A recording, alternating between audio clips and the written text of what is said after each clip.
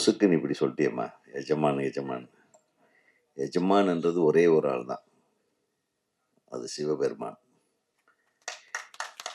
எந்த கோயிலில் சிவன் கோயிலில் போனாலும் அவங்க மந்திரம் சொல்லும்போது எஜமானஷ்ய சிவகோத்ரோத்பவஷ்ய அப்படின்னு ஆரம்பிப்பாங்க. டைட்டில் பஞ்சத்தில் நானும் கோயிலுக்கு போனப்போ இது இந்த கேட்ட உடனே சரி எஜமான் தான் டைட்டில்னு ஏவிஎம் படத்துக்கு, ரஜினி சார் படத்துக்கு வச்சேன். அவ்வளோதான். அது கூட தெய்வம் தந்த பரிசு தான். புரியுதம்மா? எஜமான் ஒரே ஆள் தான்.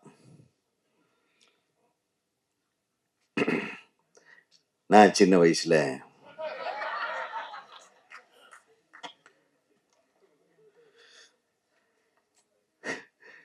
முதல் படம் பண்ண ஆரம்பிச்சப்போ இப்போ எங்கிட்ட ஒரு அசிஸ்டன்ட் டைரக்டர் இருந்தார். ரொம்ப வாள், ரெட்டை வாழம், செல்வமணி சாரோட கிளாஸ்மேட்டு.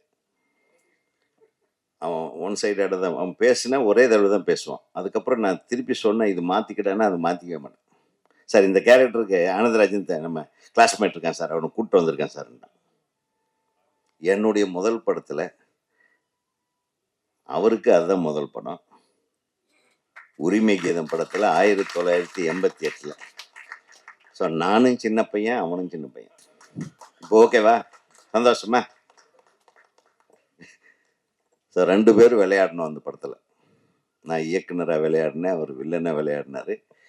என்ன ஒரு கொடுமைன்னா, நான் ரொம்ப கொடுமை பண்ணிட்டேன் அன்றைக்கி. அவருக்கு நம்ம படத்தோடு சேர்ந்து இன்னொரு படமும் அவருக்கு வாய்ப்பு கிடைச்சது. சண்முகப்பிரியன் இயக்குனர் அவர்கள் இப்போ இல்லை, அவருடைய படம். அந்த படத்துலேயும் வாய்ப்பு கிடைச்சது. பயங்கர காய்ச்சல் அன்னைக்கு பார்த்து நடிகர் கார்த்திக் சார் டேட்டு பிடிக்கிறதே கஷ்டம். அப்பா ஏய் இன்னைக்கு விட்டா திருப்பி பிடிக்கிறது கஷ்டம், எப்படியாவது வந்து நான் வந்து காய்ச்சல் இருக்கங்க அப்படின்னு. சரி பரவாயில்ல, ஒரு டேப்லெட்டை போட்டு வந்துரு, சும்மா நடக்கிறது தான் அப்படின்னு சொல்லிட்டு இன்னைக்கு இருக்க ராமச்சந்திர ஹாஸ்பிட்டல் அது வந்து அப்போ கன்ஸ்ட்ரக்ஷன் பண்ணிட்டு இருக்கோம். அது எப்படின்னா அதெல்லாம் பர்மிஷனே தர மாட்டார் அவர் உடையாரையா. அந்த கன்ஸ்ட்ரக்ஷனை செங்கல் வைக்கிறதுலேருந்து ஃபுல் பில்டிங்கை நான் படமாக எடுத்து கொடுத்தேன், டாக்குமெண்ட்ரியாக. ஸோ அதுக்காக அவர் வந்து என்னடா தம்பி நீ படம் பண்ணுறீங்களே, உனக்கு என்ன வேணும்? இந்த இடத்துல எனக்கு ரோடு வேணுங்க, இந்த பில்டிங் நான் படம் பண்ணேன், இது ஃபுல்லாகவே கட்டலையே, இந்த பாதி பில்டிங்கில் தான் வில்லன் ஆனந்தராஜ் வில்லன் அது சொன்னார் வில்லன் சீக்வன்ஸ் எடுக்கிறதுக்குன்னு. அவர் இன்னும் ரோடு போட்டு கொடுத்தாரு, அங்கே கேமரா இதெல்லாம் எக்யூப்மெண்ட்ஸ் எல்லாம் கொண்டு போகிறதுக்கு, வேன் எல்லாம் போகிறதுக்கு. ஏன்னா அப்போல்லாம் களிமண்ணாக இருந்தது இந்த இடம். அப்போ பாதி அப்படியே ஒரு ஸ்கெலிட்டன் பில்டிங், அதில் ஸ்டெப்ஸு மட்டும் இருக்கும். அந்த ஸ்டெப்ஸில் ஓடுவார் இவன். காய்ச்சலில் வந்த என்ன நான் ஒரு பெரிய கிரேன் வச்சுட்டேன், ஒரு 16 மாடி நீ ஓடணும், கார்த்திக் துரத்தணும், ஒரே ஷாட்டில் எடுக்கிறேன்ட்டேன். ஆமாம் சார் நீ எனக்கு கொண்டிருக்கலாம் இதுக்கு அப்படின்னா. சரி பரவாயில்ல, முதல் படத்துலேயே இப்படி ஒரு தண்டனையான்ட்டு. ஆனால் ஓடினாம் பாரு ஆனந்தராஜ். உண்மையிலுமே 104 டிகிரி காய்ச்சலுங்க. எனக்கு வந்து மனிதாபிமானமே இல்லாத ஒரு எனக்கு அன்னைக்கு விட்டேன்னா அந்த படத்தை எடுக்க முடியாது திருப்பி, அவ்வளவு சிரமங்கள் அன்னைக்கு. ஸோ அந்த ஓட்டம் இன்னைக்கும் நிக்கல. நான் அப்பவே அழகா இருப்பான். ரொம்ப நம்ம இன்ஸ்டியூட்னு ஒன்னே நம்மளுக்கு ஒரு சந்தோஷம். செல்வமணியோட கிளாஸ்மேட் அவர், செல்வமணி செய்யார் இவங்கெல்லாம் கிளாஸ்மேட். சரி வாடாப்பா அப்படின்ட்டு. ஆனால் he has done wonderful in that movie. அதுக்கப்புறம் என்னுடைய இன்னொரு படம் உறுதிமொழியில் ஒரு மிக முக்கியமான கதாபாத்திரம், டேர் டெவில் கேரக்டர். அது இன்டர்வெல் அப்படி வந்து நிற்பாங்க, அதுதான் இன்டர்வெல். அது எக்ஸ்ட்ராடினரி கேரக்டர் பண்ணார். ஸோ அப்படி சின்ன வயசில் ஆரம்பிச்சது. அவர் இன்னும் நடிச்சிட்டு இருக்கிறாரு. நான் அடுத்த வாரம் இன்னொரு படம் ஆரம்பிக்கிறேன் அப்படின்னு வச்சுக்கலாம். சும்மா விட்டுற முடியாதுல்ல. 2 பேரும் ஒரே அடியாக போயிட்டே இருக்கணும், ஒரே ட்ராக்ல. என் தம்பிகள்லாம் ரெடியாக இருக்காங்க. அடுத்தடுத்து செல்வமணி, பேரரசு அவர்களெல்லாம் இயக்குநர்களாக களமியங்க போகிறார்கள் என்பதை இங்கே நான் அறிவித்துக் கொள்கிறேன். ஜாக்கிரதையாக இருக்கணும் எல்லாரும். சினிமா இண்டஸ்ட்ரி மாறப்போகுது, திருப்பி பழையபடி சிறப்பான படங்கள் ஓடப் போகிறது.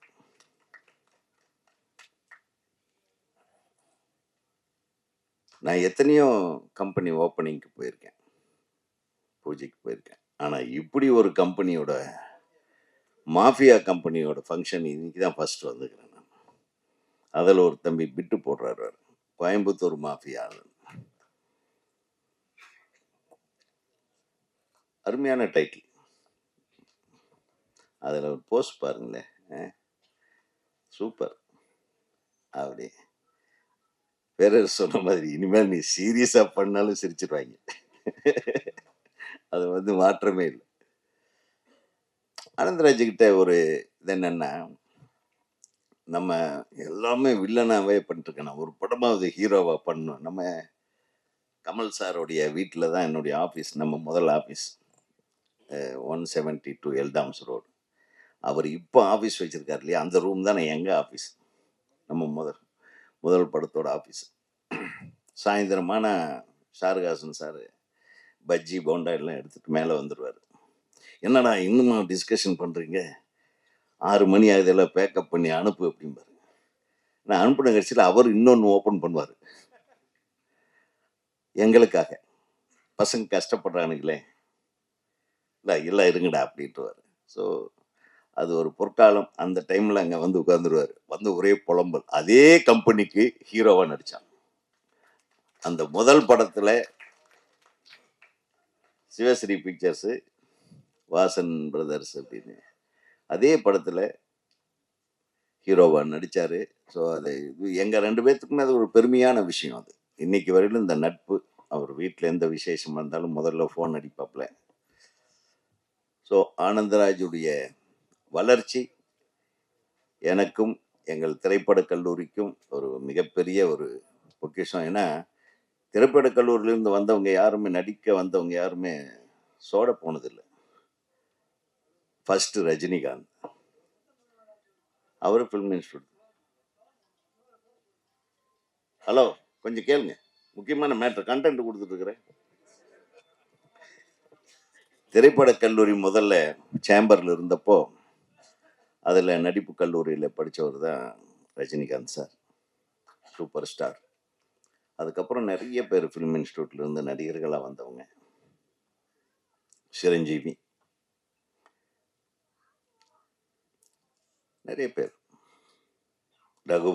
ரகுவரன் வந்து நான் படிக்கும்போது நான் தான் ஃபோன் பண்ணி நீங்கள் வந்து சேர்ந்துக்கிடாப்பான்னு, கோயம்புத்தூரில் எனக்கு ஜூனியர் அவர், அவனையும் இழுத்து கொண்டாந்து விட்டு ஒரு மிகப்பெரிய ரவுண்ட் வந்தார். இதான் எங்கள் மாஃபியா கம்பெனி தான். அங்கேயும் நாங்கள் சும்மா இல்லை, ஒரு காலேஜ்லாம் ட்ராமா போட்டுட்டு அதில் பொம்பளை வேஷத்தில் மட்டுமே நடிக்க வைப்பேன். அப்போ அவருக்கு மீசையே கிடையாது. அதுலேயும் டிமிக்கி கொடுத்துருவான். சமயத்தில் ஹீரோயின் இல்லாமல் எல்லாம் ஸ்டேஜில் ரெடியாக இருக்கும், உடனே மீசையை எடுத்துகிட்டு நான் ஹீரோயினாக நடிச்சிடுவேன். இப்படி எல்லாம் எங்களுக்குள்ளே நிறைய கலாட்டாக்கள் நடந்திருக்கு. ஸோ யாருமே சோடை போனதில்லை. அந்த வரிசையில் தலைவாசல் விஜய், அருண் பாண்டியன், ராம்கி, அந்த வரிசையில் என் தம்பி ஆனந்தராஜ் வந்து பாரு எம்ஜிஆர் மாதிரி அப்படியே அப்படி எங்கள் தங்கம். எப்பவுமே அந்த சிரிப்பு ஒரு சிறப்பான, இன்னைக்கும் நாளைக்கும் எப்போ கேட்டாலும் அந்த நடிக்கிறதுக்கு வேற ஏதாவது செய்யணுமா மாப்பிள்ள, சொல்லுங்க நான் வந்துடுறேன் அப்படிம்பார். அந்த ஆர்வம் வந்து திரைப்படக் கல்லூரியிலேருந்து இன்னைக்கு வரையிலும் குறையாம இருக்கிறதுனால தான் அவர் இன்னைக்கு நடிச்சிட்டு இருக்காரு. நான் ஆனந்தராஜை பற்றி மட்டுமே நிறைய பூஸ்டப் பண்ணுறேன்னு நினச்சிக்காதீங்க, எனக்கு அந்த உரிமை இருக்கு. அப்புறம் பெரிய பெரிய தலைவர்கள்லாம் பார்த்தீங்கன்னா, பேரறிஞர் அண்ணாதுரை காஞ்சியிலிருந்து வந்தார். ஒரு மிகப்பெரிய ஒரு அரசியல் மாற்றத்தையே கொண்டு வந்தார் தமிழ்நாட்டுக்கு. இப்போ ஒரு அண்ணாதுரை வந்திருக்காரு, பெரிய மாஃபியா கம்பெனி ஆரம்பிச்சிருக்காரு. மிகப்பெரிய மாற்றத்தை இந்த மாஃபியா கம்பெனி உருவாக்கும், மிகப்பெரிய வெற்றி அடைய வேண்டும். தமிழ்நாடுக்கே நீங்கள் வந்து ஆம்பூர் பிரியாணியை சப்ளை பண்ணுற அளவுக்கு நீங்கள் பெரிய வெற்றிகளை நீங்கள் கொடுக்க போகிறீங்க என்பதை மட்டும் நான் நீங்கள் தெரிவித்துக் கொள்ள விரும்புகிறேன். ஏன்னா வரவங்கெல்லாம் உங்களை பாராட்டுறாங்க.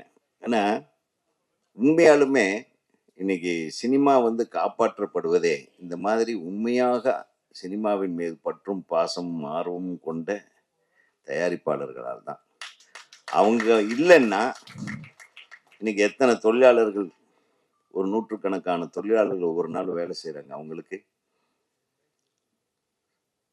சம்பளம் கொடுக்கறதுலேருந்து, இத்தனை கலைஞர்களை ஊக்குவித்து அவர்களுக்கு சம்பளம் கொடுக்கறதுலேருந்து, அதில் ஸ்பெஷலாக அவருடைய டச்சை அவர் கொடுத்துருக்காரு. ஆம்பூர் டச்சை அங்கேருந்து வரும்போது ஆம்பூர் பிரியாணி தானே? சரி, ஆர்காட் பிரியாணி. ஓகே, ஆர்காட் பிரியாணி பார்த்தீங்களா? அதில் கூட ஸ்பெஷாலிட்டி. மிக சிறப்பு ஐயா. உங்களுடைய நிறுவனம் அடுத்தடுத்து நம்ம பேரரசு சொன்ன மாதிரி என்ன டைரக்டரை அவருக்கு ஒரு படம் அடுத்த கம்பெனி கோயம்புத்தூர் கம்பெனிக்கு அவருக்கு விட்டு கொடுத்துருங்க. இப்போ இசை வெளியீடுன்னா அது வந்து நான் கொஞ்சம் லேட்டாக வந்தாலும் கரெக்டாக வந்துட்டேன். உள்ளே வந்து அங்கே நின்றுட்டு பார்த்துட்டு இருந்தேன் ஃபர்ஸ்ட் ட்ரெய்லரு. அப்புறம் பாட்டு பார்த்த உடனே எனக்கு உட்காரவே மனசு வரல. எல்லாம் இழுத்தாங்க, சார் உட்காருங்க உட்காருங்க. அப்படியே மெய் மறந்து போயிட்டேன். அது ஆடின ஆளுகளும் சரி. எங்கே வரலையா? ஆடினாலெல்லாம் வரல பார்த்தீங்களா? வேற யாராச்சும் கவனிச்சிங்களா? அதை அவ்வளோ ஒரு அற்புதமான ஒரு அந்த பீட்டு கிரேட் கிரேட். எப்பவுமே பணிவுக்கும் அடக்கத்திற்கும் பேர் போனது தம்பி ஸ்ரீகாந்த் தேவான்னாவே அது பணிவு அடக்கம். அப்பா கிட்ட இருந்து இசையை மட்டும் அவர் வந்து இன்ஹெரிட் பண்ணல. இந்த பணிவும் அன்பும் பாசமும் அடக்கமும் எல்லாத்த பற்றியும் புகழ்ந்தார், எல்லாத்தையும் பாராட்டுவார், யாரையுமே விட்டு கொடுக்க மாட்டான். உன்னுடைய நல் மனசுக்கு இது மிகப்பெரிய வெற்றியை இந்த படம் ஈட்டி தர வேண்டும் என்று நான் ஆசைப்படுகிறேன். அதில் அந்த மெலடி சாங் எனக்கு ரொம்ப பிடிச்சது. அதான் ஏன் கட் பண்ணீங்கன்னு கேட்டேன். நான் வந்த உடனே அதான் கேட்டேன் நான். ஏன்னா பேரரசுக்கு எப்படியோ அவர் மெலடி சாங்கை கட் பண்ணிடுவார். நான் மெலடி சாங் இல்லைன்னா ஆளையே கட் பண்ணுவேன். ஸோ இதிலிருந்தே தெரியுது இல்லையா எங்களுக்கு என்ன பிரச்சனைன்னு. அது செல்வமணி சாருக்கு நல்லா தெரியும். நாங்கள் அடிக்கடி ஆக அவங்க சகோதரி நல்லா பேசுனீங்க. நிச்சயமா உங்களுக்கு நல்ல எதிர்காலம். அதாவது ஒருத்தர் நல்லா நடிச்சிட்டான்னாவே போதுங்க. நம்ம இயக்குனர்கள் படம் பார்க்குறவங்க அதை உங்கள் படம் வந்து பார்க்குற ஒரு வாய்ப்பை கிடைக்கிறது. இன்னைக்கு படத்தில் எத்தனை பேர் நடித்தாலும் சரி, அந்த படம் ஜனங்க கிட்ட போய் சேரக்கூடிய வாய்ப்பே கம்மியாக இருக்குது. அதுதான் இந்த சினிமாவில் பெரிய சாபக்கேடாக நினைக்கிறேன் நான். நம்ம அந்த காலத்தில் ஒரு 10-15 படம் ரிலீஸ் பண்ணும்போது கூட ஒரு 2 வாரம் கழிச்சு தான் 3வது வாரம் தான் இந்த படம் நல்லா இருக்கு, அந்த படம் நல்லா இருக்குன்னு ஒரு பூஸ்ட் ஆகும். அந்த வாய்ப்பே கொடுக்கறது இல்லை. எந்த படம் எந்த தியேட்டர்ல ரிலீஸ் ஆகுதுன்னு சந்தேகமா இருக்கு. நேற்று பாருங்க, ஒரு படம் ரிலீஸ் ஆயிருக்கு, தேசிய தலைவர்.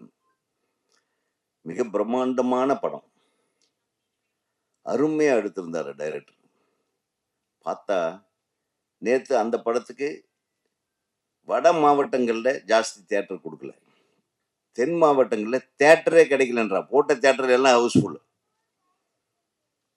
இன்னைக்கு ரோகிணியில ஹவுஸ்ஃபுல்லு. அது தேவரையாவுடைய வாழ்க்கை வரலாறுல ஒரு சில சம்பவங்களை வச்சு அடிப்படையாக பண்ணியிருக்காங்க. அந்த படத்தை நீங்கள் எல்லாரும் பார்க்கணும்.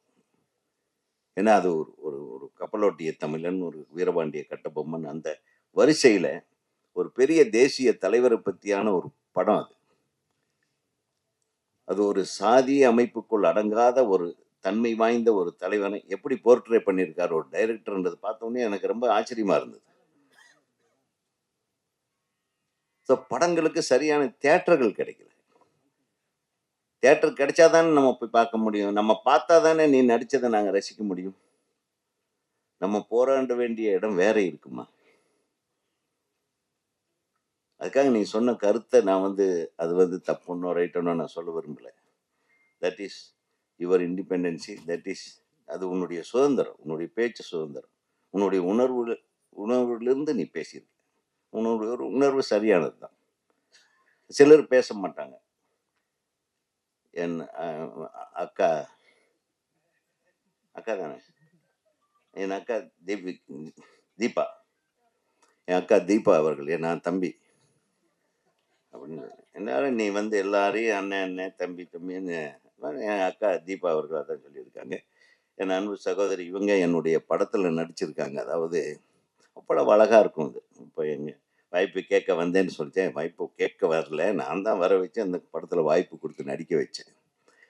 அவ்வளவு அதுக்கப்புறம் அவங்க ரேஞ்சே வேற. மலையாள உலகத்தின் மிகச்சிறந்த ஒரு ஹீரோக்கள் எல்லாம் பயப்படுற அளவுக்கு மிகப்பெரிய லெவல்ல ஒரு கலக்கிட்டு வந்து, இன்னைக்கு சைலன்ட்டா உட்கார்ந்துட்டு, அன்பா அடுத்தவங்கள அரவணைச்சுட்டு, எல்லாத்தையும் தட்டி குடுத்துட்டு, வளர்ற ஹீரோயின்களுக்கு தைரியம் சொல்லக்கூடிய அளவுல உட்கார்ந்துட்டு இருக்கிற உங்களுக்கு என்னுடைய மனமார்ந்த வாழ்த்துக்கள். உங்களுக்காகலாம் நான் படம் பார்க்கணும். ஏன்னா இவங்க சொன்னாங்க உங்களுக்கு ஒய்ஃபா நடிச்சிருக்கேன்னு. கொஞ்சம் கலர் டிஃபரன்ஸ் இருக்கு. அ அதனால தான் நீங்க 2வது உரையில இன்னொரு கத்தி. அப்படியாம்மா? அது ஏதோ காரணம் இருக்கணும்ல கேரக்டருக்கு. என்ன டைரக்டரே? படம் காரணம் இருக்கு. எனக்கு கலர் டிஃபரன்ஸா இருக்குமோன்னு. நீ பண்ணுவடா நீ. ம். 2வது ஹீரோயினி அவங்க சம்யுக்தா. சம்யுக்தா தானே? இந்த டேர் டெவில் பர்சன். நல்லா இருக்கீங்க. படத்துலயும் நல்லா உங்களுடைய உங்க ஸ்டேச்சர் நல்லா இருந்தது. நல்லா இந்த சொன்ன மாதிரி விஜய் சாந்தி மாதிரி நீங்க வரணும்னு வாழ்த்துறேன். கவிஞர் இங்க கண்ணாடி போட்ட கவிஞர் கார்த்திக். கார்த்திக் நிறைய பாட்டு எழுதியிருக்காரு. வாழ்த்துக்கள் கார்த்திக். இது உங்களுக்கு ஒரு நிறைவான படமாக அமையட்டும். அப்புறம் ஸ்டண்ட் மாஸ்டர் அவர் கண்ணாடி கண்ணிலேயே போட மாட்டார் போல் இருக்கு, தலையிலேயே போட்டிருக்காரு. உங்களுக்கு என்னுடைய வாழ்த்துக்கள். இந்த படத்தில் பணியாற்றிய அனைத்து தொழில்நுட்ப கலைஞர்களுக்கும், குறிப்பாக உதவி இயக்குனர்கள், இணை இயக்குனர்கள், துணை இயக்குனர்கள், ஒளிப்பதிவாளர், சவுண்ட் ரெக்கார்டிஸ்ட்டு, எடிட்டர் மற்றும் இசைக்கோர்வையிலே இசை அமைப்பில் பங்கேற்று கொண்ட அனைத்து இசைக்கலைஞர்களையும் நான் மனதார வாழ்த்தி, இந்த திரைப்படம் மிகப்பெரிய வெற்றி படமாக அமைய வேண்டும். அது இயக்குனருக்கு ஒரு முதல் படத்திலேயே இப்படி ஒரு நல்ல பேரோட எல்லாரும் வாழ்த்துற அளவுக்கு ஒரு டைரக்டர்னு பேர் வாங்கின முகுந்தனுக்கு நம்ம மனதார நம்ம தமிழ்நாடு